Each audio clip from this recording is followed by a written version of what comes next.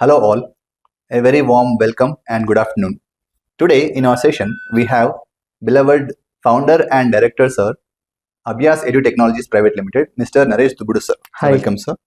In this session we are going to have an interactive discussion on the budget which was presented just a day before in the parliament by our finance minister. So we have received quite a lot of questions from our students sir. So we'll be able to answer and address all these questions, and we'll be going to have a perspective from Naresh sir regarding this budget and the Indian economy as such. So let us quickly jump into the session. Hello sir. Hi. A very warm welcome. Thanks a lot. I'm also looking forward to actually listen to the questions they ask. Exactly. So we have went to students and we have asked them regarding questions about the budget and Indian economy, and they have overwhelmed us with a lot of questions. Okay. So we'll be trying to address most of these questions in this session, sir. Right. So starting off with budget, as we all know, it is an annual affair. It is presented every year in the parliament by our finance minister. In this respect, how do you look at the budget and what impact does budget has on the Indian economy as such? No, I think budget, union budget, our nation's budget is basically a tool that is at the disposal of the finance minister to kind of jumpstart the economy, right? Any economy for that matter. And this is true for every year and every government, right? As we know, the formula of GDP as students learn in economics, C plus I plus G plus X. net of exports, and X, right? So they have to understand every budget, every country is going through based on the cycle, economic cycle that's going on in the country, in the world. The budget can focus on which part of the GDP they want to kind of jumpstart, they want to help, they want to amplify. So I think that's one thing that they can understand how theory is actually coming into practice. So I believe Nirmala Sitharaman ji this time, what she has done, if you see, there's a very fundamental change in the way they're looking at GDP this year. Till last year, the last 4 or 5 years, from 2021 to 24, I think there was a definite throttle on the G part, government spending part, which is capex and infrastructure, etc. I think this time, with the income tax slabs and sudden good, there's good news for a lot of middle class. The money that being left in the hands of the consumers is hope that the C part of consumer spending, the C, consumer spending, will actually do well. And I believe Indian government for the last 4 or 5 years has been doing good with respect to infrastructure and capex spending, the government spending itself. But we definitely have a problem with the I, investment part. The private investment is not really shaping up, or it's not happening. That's where our GDP is like, we're not able to kind of take a big leap as opposed to we're doing fine. We're probably the fastest growing economy among the major economies even now, in spite of all the turmoil. But if all the cylinders fire, right? If C and I also fire along with G, I think we could do better. Exactly. So I think this year the thrust seems to be from the budget that the focus is to leave money in the hands of population in the middle class, so that there can be a pumping of C, consumer spending. If that happens, will it spur private investment? We need to see. But the hope is that C and I can be improved with this. Yeah, that's what I would say is the change. The headline, according to me, for me, is the headline 2025 budget as compared to the earlier budget. Exactly. So, like as you have said, the government in this budget has mentioned its focus areas as agriculture, MSMEs, investment, as you have said, and other areas. So investment, when we come to investment, every year we see 2 types of expenditures being made in the budget, revenue expenditure and capital expenditure. Right. And many of the students have also asked this question regarding why revenue expenditure is more than the capital expenditure, and what measures can the government take to increase the capital expenditure, which is beneficial for the country in the long term. See, at the end of the day, revenue expenditure is a function of the size of your economy, size of your government, the kind of spend you do, the defense spend that we do, and the salaries we do, the pensions we do, and the welfare. Yes. At the end of the day, we are a country which is still having a large swathe of population who are poor or welfare state. We have as a welfare state, there's a lot of those kind. We need to do that, and hence revenue expenditure is definitely high. I think, but do understand, capital expenditure for the last 4 or 5 years has not been a very small number. They've been doing good. I think even this year, I think we have a very good number of capital expenditure. I think while they have done the gross government spending is 11 lakh crore plus, with the kind of, they have created a scheme for state governments also to do. Overall, it's still coming to 15 lakh crore plus, which is not a small number. That's something that we need to kind of understand. Exactly. So many students also have been asking this question regarding the inclusive development that the government of India has its vision for. In this budget also, the government has tried to address this aspect of inclusive development, like taking along people in its path of development. So how do you think the revenue expenditure which we are talking about, how does it match with the welfare, concepts and the welfare orientation of the government? Like, No, I think a lot of times we mistake, yes, there are governments which are more capitalistic, there are governments which are more socialistic, and nations also have that. India has always been a mixed economy, right? We are neither a complete planned economy, we are not a complete privatized economy. exactly. But based on cycles, we need to change that. I think what I believe is in the pandemic time, the same government, the NDA government, had to kind of do a lot more welfare, because that was a year when there's no this thing, they had to go. I think they have also done a lot of 80 crore people were getting grains, free grains, right? So all these kind of stuff become the imminent welfare. Now they're trying to do some rural housing and a lot of those kind of schemes that they're doing. But do understand, we cannot keep giving welfare without actually taking care of growth. Exactly. Only an economy that is growing can actually take care of its poor. So before you kind of distribute the rotis you make, you first need to have atta ready so that you make the roti and then you can distribute. So I believe there is definitely a trust that is needed in the economy, and which I believe is the right thing that the government is doing for the last few years with respect to putting on capital expenditure, infra, which is road, rail, airline, and a lot of these things that and digital infra also. We're focusing a lot on like electronics, things like that. I think that will probably help. When people say we don't see a lot of employment, which is true, but at the same time, to understand this is the state after doing so much, there's a lot more needs to be done. But that way there always has to be a balance between welfare and investment, revenue versus capital. I think this time they have taken, I feel the route the government has taken is they have done enough on capital expenditure. They said, let's halt it for some time. Let's also add more on the consumer side. Let's see what consumers can do if the money is left in their hands instead of taxing them, etc. Because if you look at it carefully, what happened is last year, maybe because of general elections, Government of India could not, whatever the budgeted estimates, whatever BE were, capital expenditure were not all done. We revised estimates, at least from, it shows that 1 lakh crore less was spent as opposed to what was planned in the last budget. I think that probably gave the government an idea that we are not spending all the amount on the capex, on the infrastructure anyway. Why rather, instead of raising it, let's kind of leave the money in the hands of public. That's what happened is what I believe. And then let's see if this year, that's why when in the TV shows you see a lot of people saying, hey, capex is not raised, it's at the same number. But do understand, maybe government is feeling we have come to the edge of saying whatever infra spending that can happen to the current pipeline, current channels of whatever we have.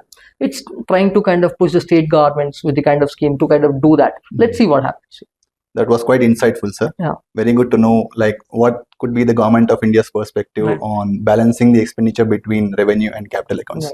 In continuation to that, one of our students also have been asking questions regarding how the government of India decides how much allocation should be made to various sectors and also to states, particularly given the fact that in this budget, the Bihar state has received quite a good chunk of allocation from the central government, given the fact that Bihar is a key ally in the central government. So do you think there is any political angle also involved in the budget allocation? And if not, what other processes does the government do in allocation of financial resources between states? No, I think as a teacher, I might teach a lot of theory, but in the practice, there's definitely a political angle. We can't miss that, right?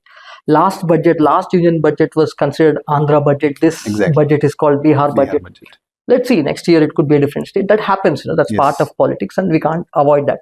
But one thing that we have to understand is that whenever budget is actually, we call it devolution, right? Central devolution of funds to the states. There's a finance commission, there's a formula that they develop. I think over the last many finance commissions, the formulas that they've developed have changed, right? For example, South states for the last few years, they have been speaking, we are getting the raw deal, and which is very true, right? Because developed states feel that they're getting raw deal because they've taken better population control.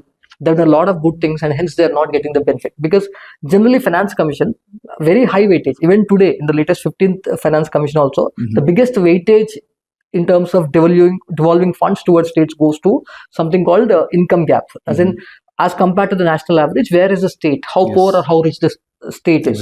So 45% weightage even today Almost half the weightage is only given to the income level or the richness level of the state, so which automatically makes it biased towards poorer states. That's what is absolute. And then there are things like earlier years it was like based on some 91 census. They've changed it to 2011 census last couple of finance commissions, and they've also added few layers like demography. I think one thing that the south states are trying to, and union government is slowly changing, but they can keep pushing more, is let's talk about who have controlled population better. They need to be supported more, right? There's an angle towards ecology, forest and ecology. A lot of these things come in. So it done that while the formula itself is tight, there's nothing much the union government can do in terms of bias with respect to the devolution of the basic funds. There are some centrally sponsored schemes, centrally, like, those kind of schemes where the center can put funds. Obviously, they are going to kind of have a bias towards states where they're having their governments or allied governments, etc. That is there. That's what I would say. And probably, Bihar today is deserving that with all the Makana board and stuff. Opposition will say there's not much in that, and the two discussions happening, right? One set of opposition says not much for Bihar opposition, and the other state opposition say Bihar is getting everything. So we don't know. I think, but this is very, very much true. Every government does it, and every opposition does it. But let's see how much of it is useful for the state as well as the nation. Exactly. That was quite good, sir.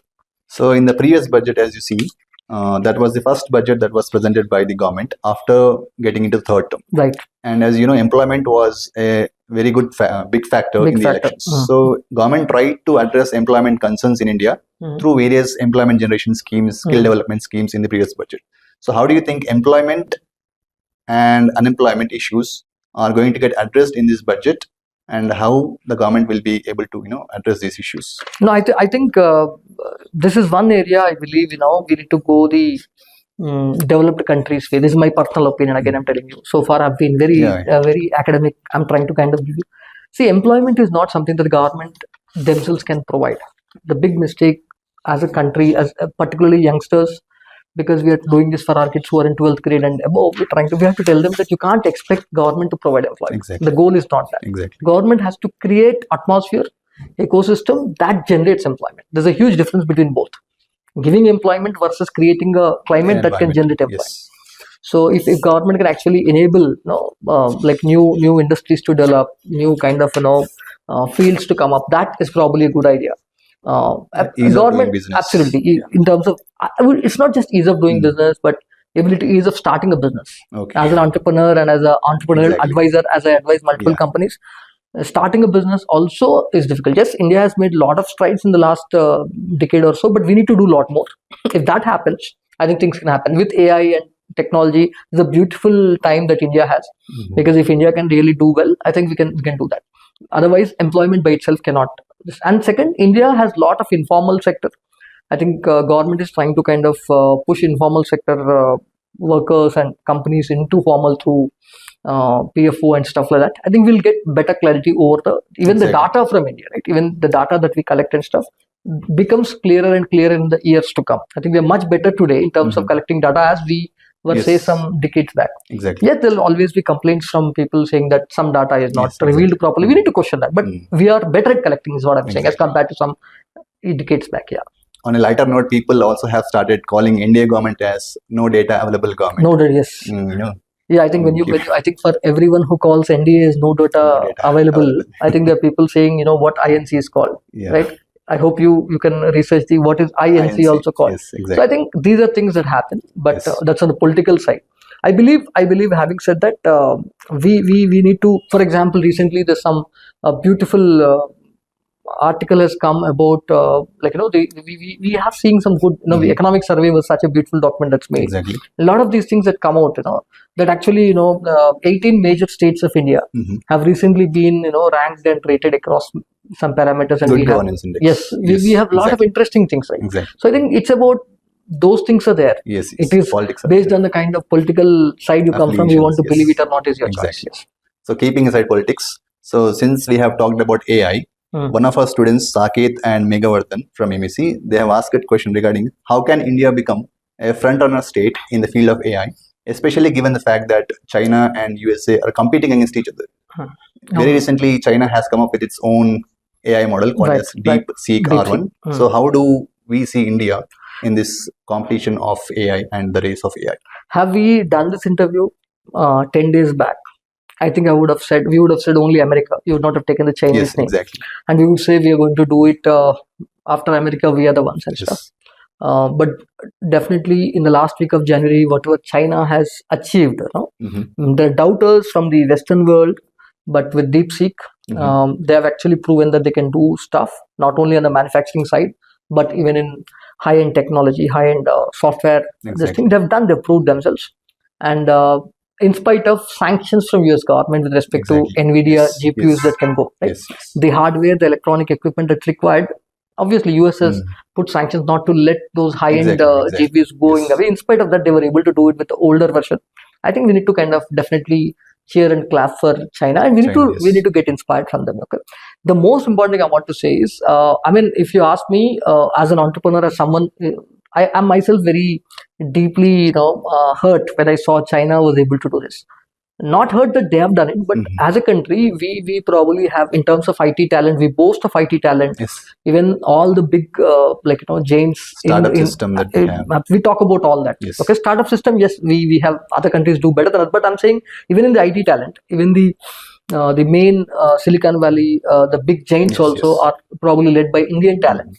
So what's stopping us from going there? AI, I thought, was one new technology that's ushered in this world, and probably this is a great time for Indian, if we really want to make a mark. We have always developed our services, apps for India. Exactly. We have to do something which the world can follow. Exactly. Can a next Google, can a next Meta, can next, if you can bring one such company, I think entire thing changes. So AI, even Chinese have done it. I think recently, there's an interview where Minister of Ashwini Vaishnav was discussing. Yes. I was following it, and I was the only thing I was interested in asking him was not all this, but about AI. He said something interesting. He said, hey, central government, Union government of India was actually putting together a set of GPUs they've collected. They said 18,000 GPUs are connected, and they're letting private and public sector companies and institutions to kind of research India AI mission. Absolutely. So I hope, because China has been able to do this DeepSeek R1 through 50,000 GPUs of an older version. So at the end of the day, you need that raw computing power, raw hardware. Yes. While we see AI as a software thing and anyone can code, etc., please understand, if you want to develop a very good LLM, you want to kind of develop a model like that, you need a very good computing power. I think China was able to amass that computing power of 50,000 GPUs, and they were able to do that, NVIDIA older versions and stuff. India has Minister Ashwini Vaishnav himself says that we have done 18,000 right now. So you understand where we are. Yes. But I hope, just like he expressed, I'm also optimistic that maybe in the next few months, we will also see one of the models, AI models coming from India in the next few months. That's what he said, and I hope 2025 we'll definitely be able to do it. I hope. So taking cue from that, as the Minister of Electronics has himself said, that India would be in another 8 months from now, would be coming up with its own AI models. Yes. So don't you think it is too much of a time for India? I mean, don't you think we will be falling behind in the race of AI? No, I think within the AI revolution already, leaving the AI model building, the LLM model building and stuff, I think India is doing great with respect to creating use case using. I mean, we are using the different ways of AI can be we did not develop OpenAI, say for example, we did not develop DeepSeek, but India has built so many different use cases of AI that we are developed startups, things are happening. So I know that is differently. We are more a derivative country than this thing. So yes, on the model it is late, but who knows? Google also is not the first search engine ever. But Google, after when it is built and stuff, it takes. It's about making that one thing. We may not be the first one to make it, but you have to be the best one to make it. Let's see if that can happen and stuff. That's great, sir. Yeah. So one question from our students regarding economic survey. So economic survey, as we all know, it is presented just before the budget is presented. Right. So in this way, how does economic survey help influence the decision-making process of the government, like for the budget priorities or various kinds of proposals that the government is trying to come up in the budget? Economic survey and budget, how these two are related? I think economic survey is more like the lab report, and you get your health checked, and then budget is basically the prescription the doctor gives, right? You have to Exactly. think of it that way. I'm just kind of making it easy for our kids. Yes. So I believe, I think in the early, when we started the budget, I think economic survey and budget were the same document in the first couple of decades, first 10, 15 years. I think economic survey was made to be a separate document and presented before the budget day.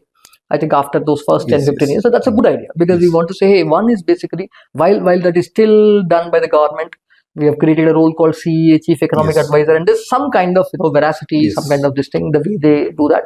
I think that's a good idea, because that kind of tells and what can come in the budget. Exactly. So if you see economic survey this time, economic survey of 25, it clearly said business as usual will not work. Exactly. So that the survey's main theme was, we need to do something drastic. Exactly. So that was an indication towards doing something. We did not really know what it was. While the budget this time is not as gigantic as the 91 PV Narasimha Rao Manmohan Singh budget, but I believe one definite change in the flow of whatever happened for the last 5-10 years is, let's try to income tax slabs and stuff. That is, while it might look like that might people see politics in that, yes, but the biggest thing is they have left 1 lakh crore in the hands of the public. The goal is, can that 1 lakh crore become a multiple in terms of GDP multiplier? That's a question. Exactly. So that's a change that we have. Let's see if it works. That's a decision taken by the current government. Let's see how it works. We'll know in the months to come. Exactly. So continuing the discussion, one question that has been asked by the students, and it has been a concern throughout India also, like across various circles. There is a growing concern regarding the budget, debt burden that is growing on the government account. Okay. So how does government of India try to contain this growing debt burden, given the fact that fiscal deficit figures are going high as a percentage of GDP? Yeah. So how do the government contain the debt burden I think sustain the economy? Right, I get it. I think I myself, when I was a student in MBA, when we discussed this fiscal deficit and the debt burden compared to GDP, etc., we were told by our professors, this is more like a government does it to, no government needs to be a surplus. Surplus is not the goal. Okay. It's not a private entity which is trying to seek profit, right?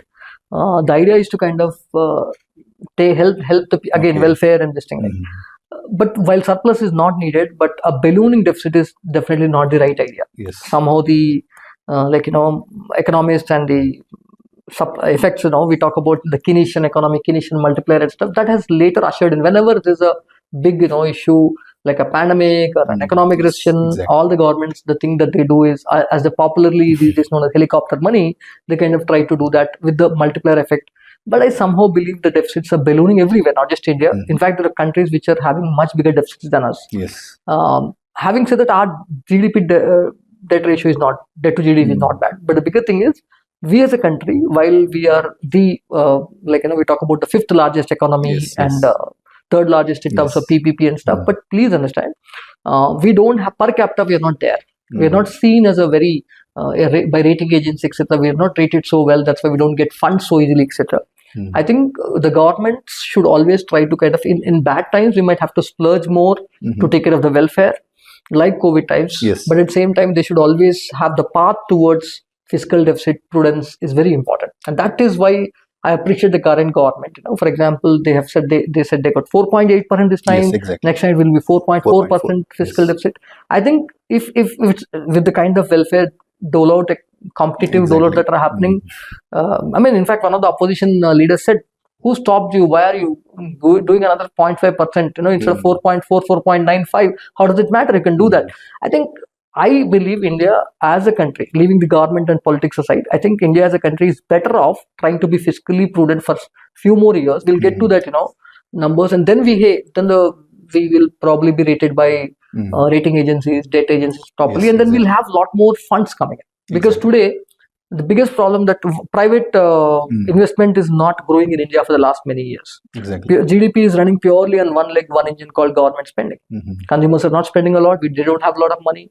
That is because in India, government spending is crowding out consumer spending as well as investments.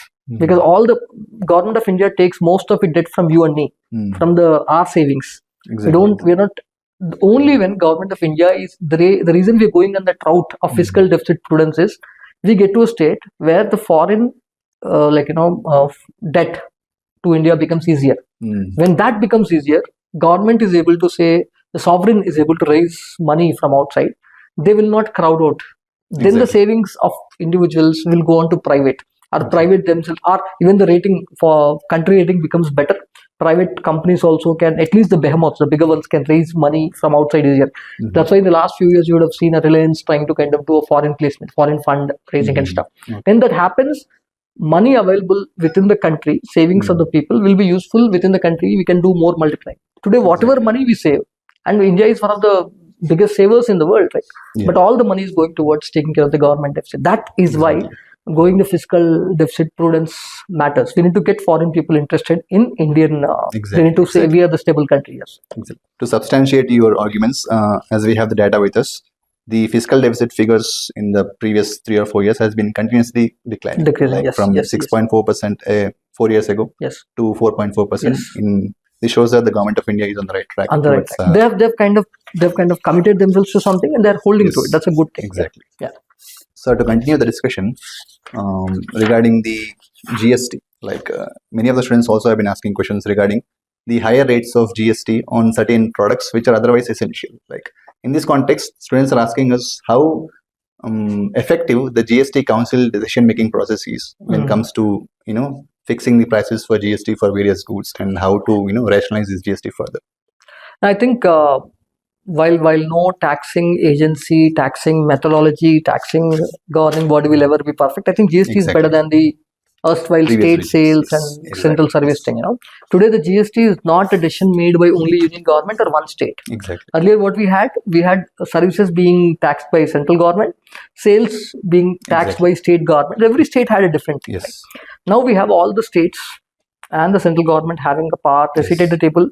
Because the decision is more majority, the chance of having at the whims and fancies is lesser. So that is one thing.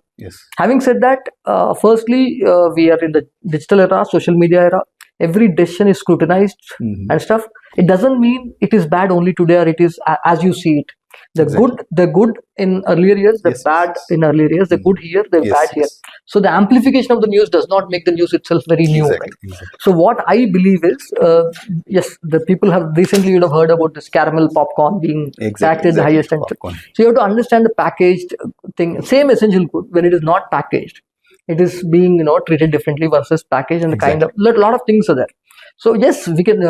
At the end of the day, consumers and population, we can always keep trying to kind of memes, or the way we troll the meme and stuff is important, because this is a healthy way to tell the government what people are feeling. So that is for them to kind of, when they understand, they can also identify fallacies, right? They can make a decision which is this thing. Even the income tax slab this time. People up to 12 lakhs, they have good zero, but suddenly at 13, they're having this thing. Now, these kind of stuff happen. You cannot avoid them completely. Exactly. So they have to kind of fine tune, tweak all the time. So I believe GST is going to, I believe it's going to become better and better in the years to come. As more and more the economy becomes stronger, we have a better this thing. We'll probably have more goods come under 12% slab and 80 as opposed to that. But that's what we have to see. Yes. Great, sir. So let us move into our favorite domain, that is education and knowledge. So many students are asking us regarding how can India become a knowledge economy in the coming years, and do you think there is any increasing need for budget allocations regarding research and development to make India a knowledge economy, a knowledge hub in the years ahead? No, I think this is where I kind of go with the contra opinion. Right? I have a contra, because I am an educationist myself, and I have a huge government at the end of the day, when they put money in education, they have two places to put: primary education or higher education. Early education is very important. It's a welfare part. They can't avoid it, right? The idea is either put new schools or this thing. I'm worried in the last last few years, somehow the competition about glamorizing primary education has become. So the government, instead of spending money on primary, I'm talking about two parts, right? We're talking about knowledge economy. I'll come to the higher education later. But let me first address this thing, right? We spend half of our money on the primary education and half of the money, say, in higher education. Half the money that you spend also, state government, it's a concurrent, education is a concurrent, so state governments do that. Most of the money today, I'm worried that last 5 to 7 years, it's all going into glamorizing education institutions than really the quality of education.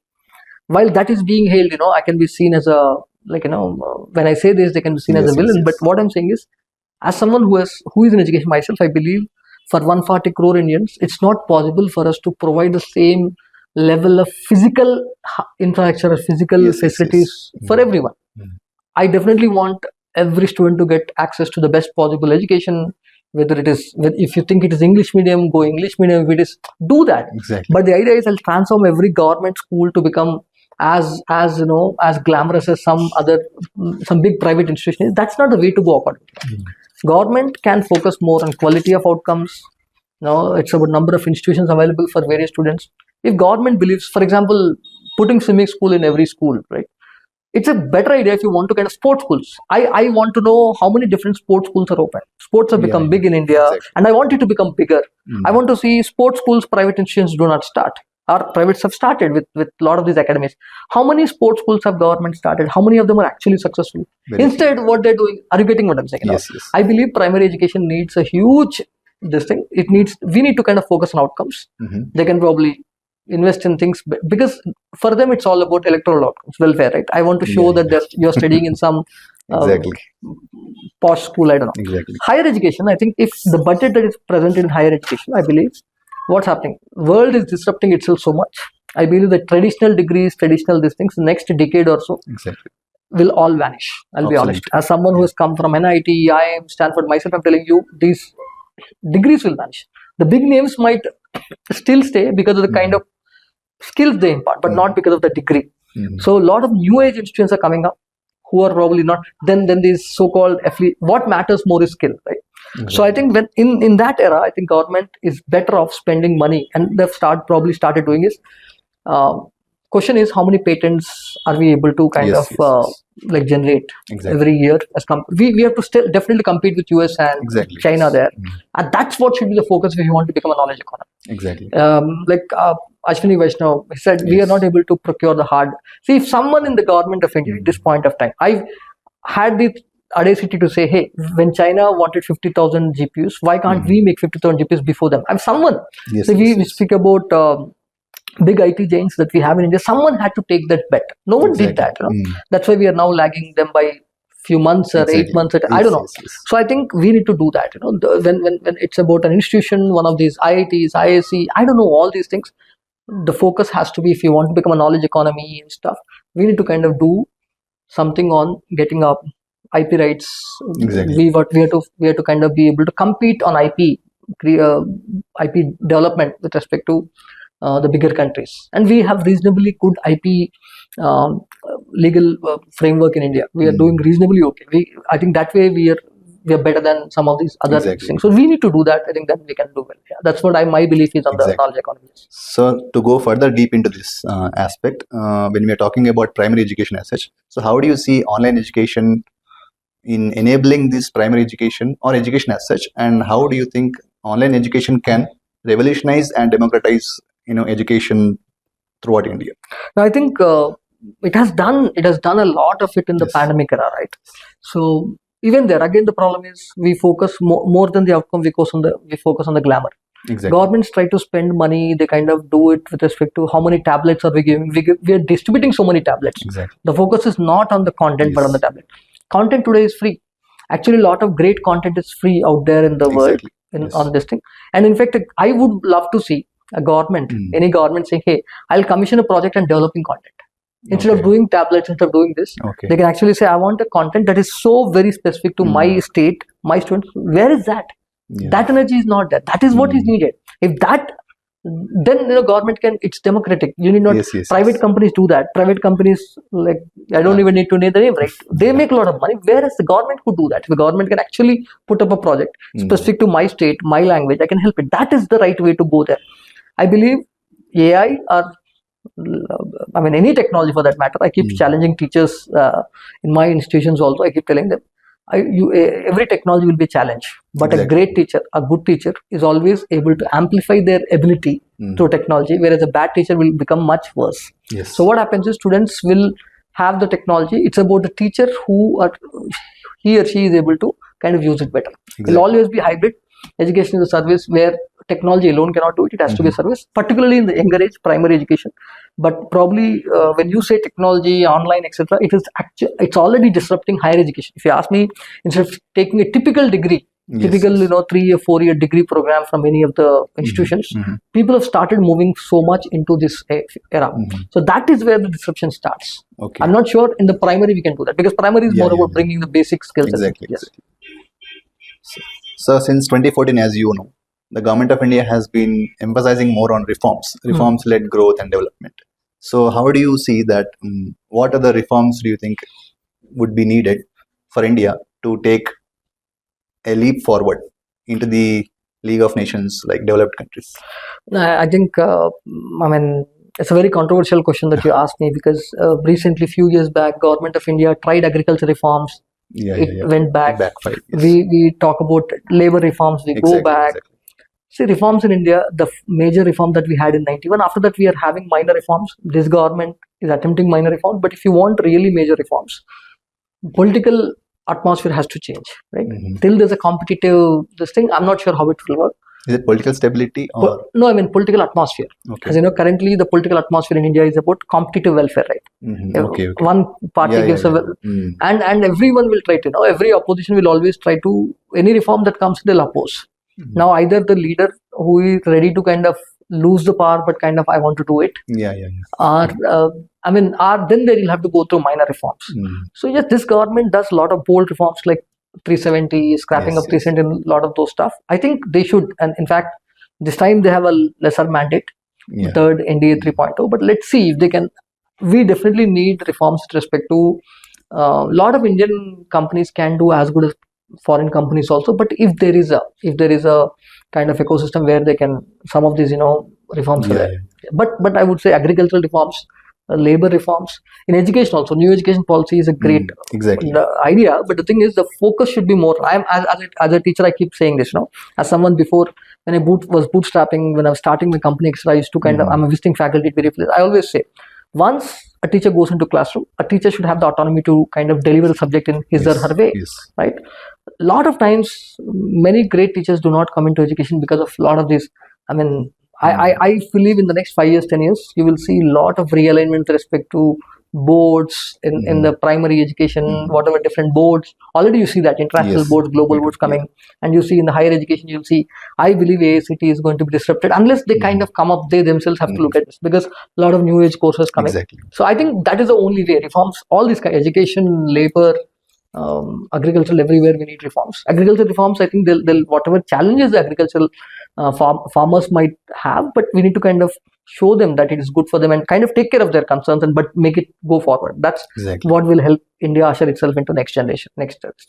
So taking a cue from the income tax exemptions that the government of India has given, can we expect a similar reforms in the direct taxes regime in the future ahead, like going forward? No, I think finance minister herself announced, right? They are actually going they're going to put up a new direct tax policy bill. That I think will happen.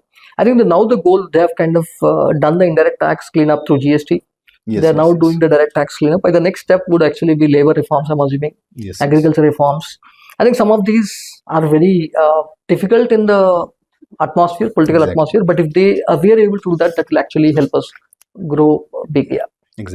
So as you all know, very recently, like last month, Trump has assumed office as the president of United States of America, and there are also growing concerns regarding the falling exchange rate value of Indian currency in relation to the US dollar and other currencies. So there has been a lot of concern regarding this thing. So how do you think the Indian government can address this growing concern of declining value of Indian currency? This question, if you look at it from a political angle, we have to definitely put the BJP and India government in the dock. But if you look at it from the economics angle, I think falling rupee by itself is not a problem. Relatively, how much are we falling as compared to other currencies? Because today, dollar is the reserve currency. Right? Dollar is a currency which we are pegged at.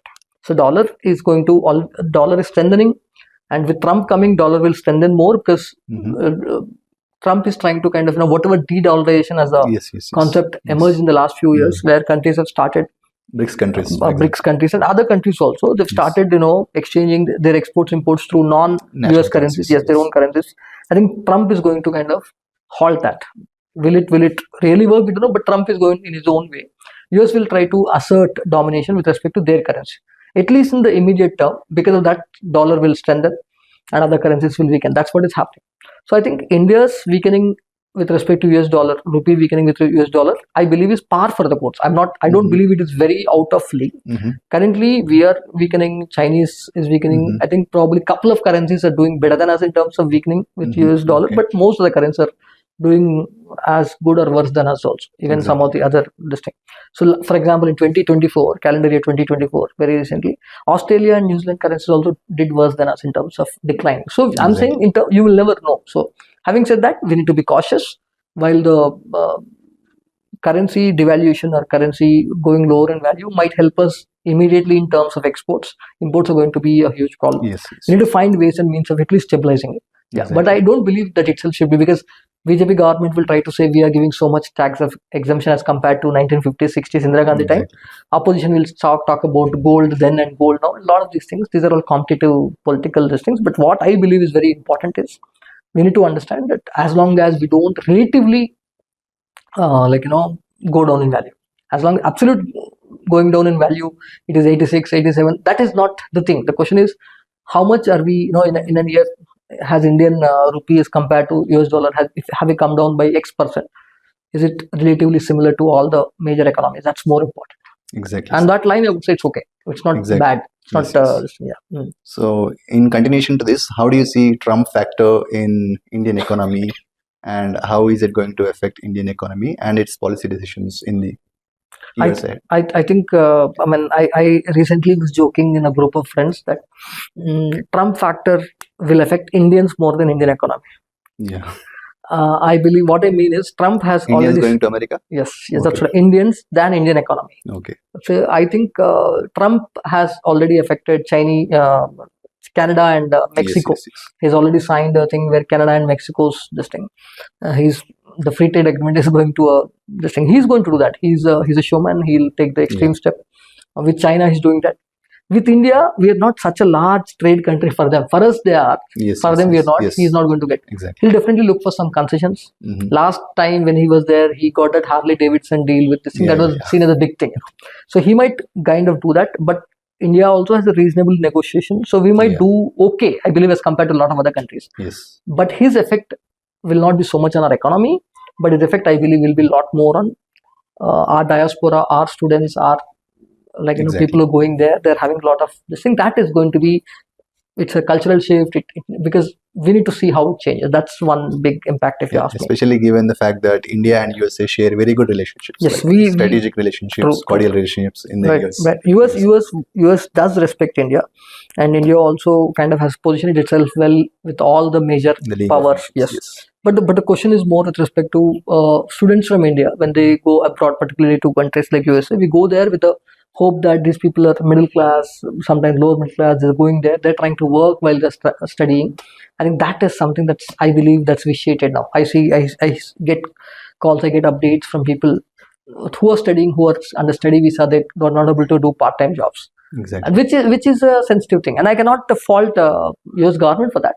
But something that needs to, these people have to either find new places across the world to go where they're more welcoming to Indians. There are a lot of countries, a lot of developed countries which are welcoming Indians. We'll have to see what happens. That's an exciting So far this session has been quite insightful and thought-provoking. I really wish that this session could extend for another hour.